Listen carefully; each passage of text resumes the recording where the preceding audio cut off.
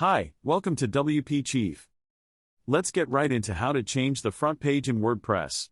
To get started, go to Appearance, Customize. There click on Homepage Settings to set a new homepage. You then have two options. Option 1 is shown here is to simply and automatically show the latest posts you have published. These will be automatically updated when you publish a new one, and that option is great for new blogs to just get started. For more established websites, you probably want to create a custom page to have a more nuanced user experience. To do that, pick a static page and then click on the Homepage dropdown. There you can then pick the page you want to set as your homepage.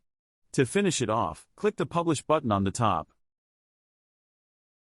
If you don't want to use the Customize section, you can also go to Settings, Reading, and you have the exact same options there. If you found this video helpful, subscribe and check out our other videos.